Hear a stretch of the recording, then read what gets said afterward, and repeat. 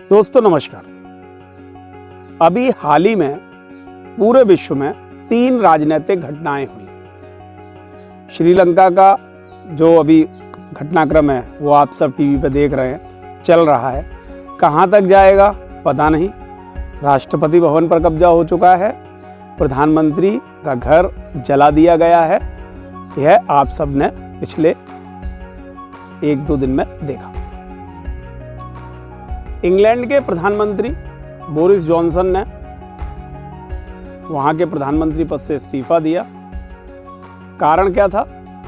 उन्हीं के मंत्रिमंडल और पार्टी के लोगों ने उनके विरुद्ध असंतोष जाहिर किया और इस्तीफा दिया। और तीसरी घटना जो थी वो सबसे पुरानी है, लेकिन बिल्कुल हाल ही की है।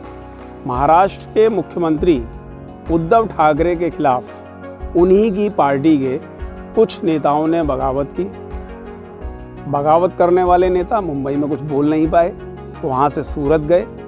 सूरत एक होटल में रुके।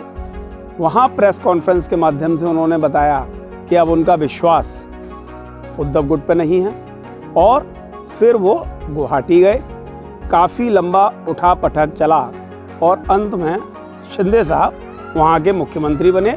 उद्धव साहब ने इस्तीफा दिया। अब हम समीक्षा करते हैं भारत में राजनीति की स्थिति क्या है, विदेशों में जो 2 घटनाएं हुई उनसे हम लोगों को क्या सीखना है। और जैसा कि मैं हमेशा कहता हूं, मेरा चैनल विद्यार्थियों को समर्पित है।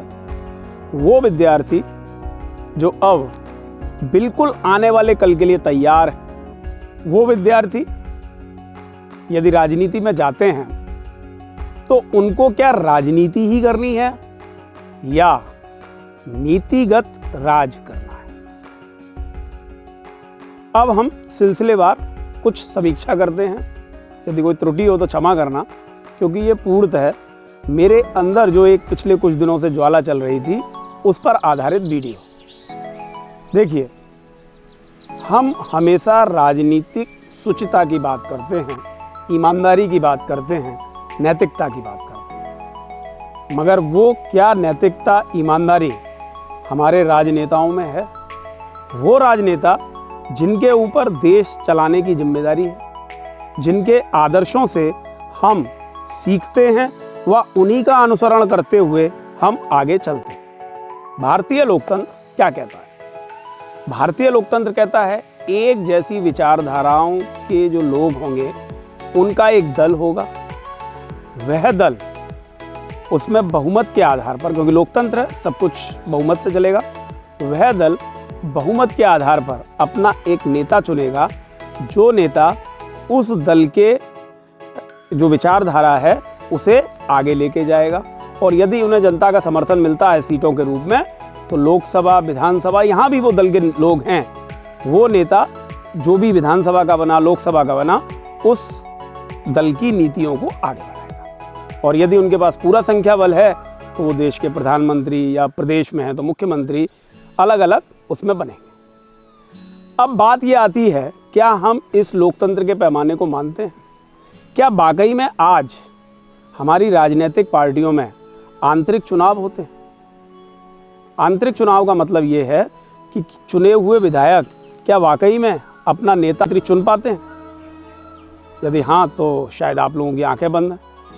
सब कुछ हाई कमान थ्योरी पर आधारित है, और यही थ्योरी राजनीतिक जो शुद्धता है उसमें मिलावट का काम कर रही है। और यह मिलावट फिर ऊपर से नीचे तक आ रही है और शायद भ्रष्टाचार का एक बड़ा कारण भी बन रही है। आप क्या सोचते हैं, विरोध करने वाले लोग क्या किसी झोपड़पट्टी में जाके रहे थे?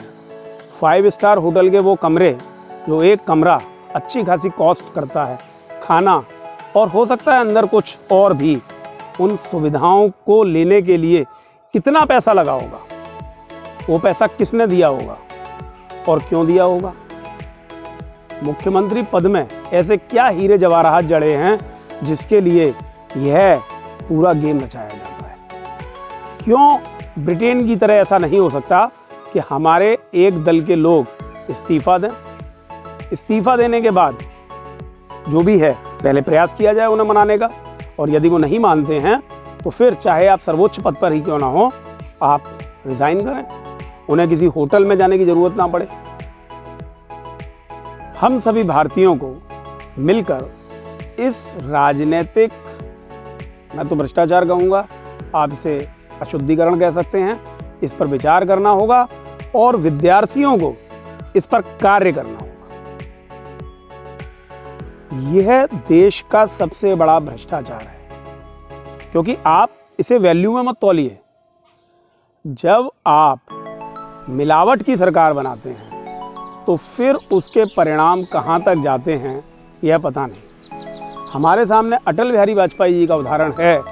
मात्र 1 वोट से उनकी सरकार गिरी थी, मगर शायद उस समय खरीद फरोख्त का दौर नहीं शुरू हुआ था।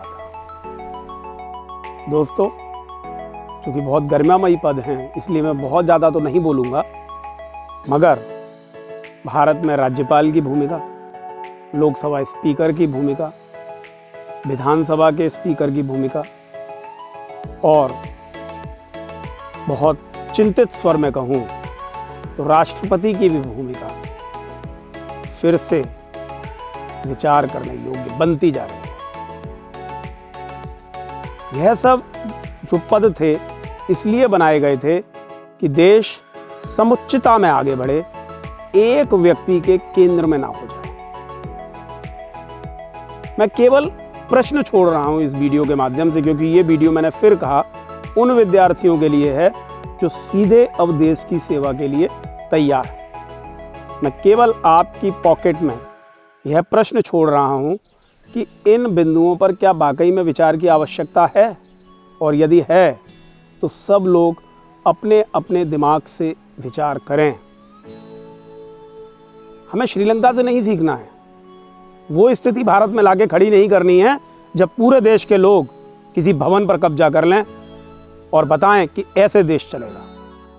हमें ब्रिटेन से सीखना है, यहाँ पर कुछ पार्टी के सदस्य या मंत्रिमंडल के सदस्य इस्तीफा दे देते हैं और वहाँ के सर्वोच्च नेता को स्वेच्छा से पद त्यागना पड़ता है।